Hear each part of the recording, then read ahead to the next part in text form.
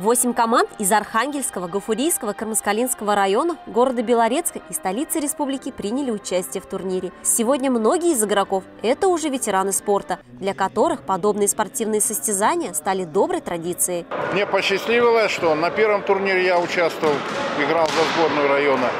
В тот год мы стали чемпионами этого турнира.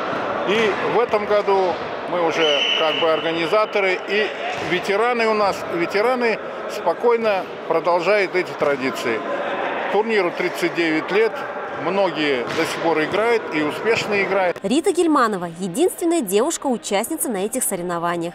С 2008 года она увлекается этим видом спорта, и, как отмечает Рита, для нее спорт – это один из способов расслабления после напряженных рабочих будней. В нашем районе она впервые и приехала в составе команды «Динамит-2» города Уфа. С соперниками мы уже играли, играем мы в турнире уже во второй, в третий, в четвертый раз, уже много раз играли. Соперники у нас очень сильные, достойные. От турнира мы ожидаем хорошей игры, хорошего настроения. Турнир состоялся в преддверии Международного женского дня, а поздравление с наступающим праздником прекрасной половины человечества стало одним из приятных моментов мероприятия.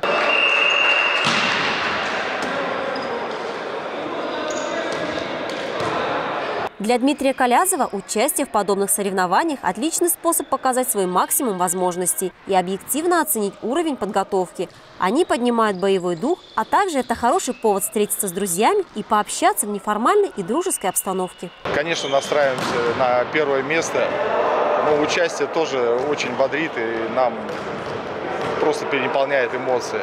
С первых минут спортивных баталий разразилась нешуточная борьба за первенство. Каждый участник различными способами не давал упасть мячу на своей площадке. Чаша весов попеременно склонялась то в одну сторону, то в другую. Несмотря на ветеранский статус турнира, участники продемонстрировали хорошую физическую форму и прекрасные волейбольные навыки, что даже и молодым спортсменам было чему поучиться. По итогам интересных и упорных игр победителем турнира стала команда Кармаскалинского района. На втором месте – команда «Галадент», город Уфа. Третье место заняла команда из Белорецка. Проигравших не было. Все участники получили хороший заряд бодрости перед началом новой рабочей недели.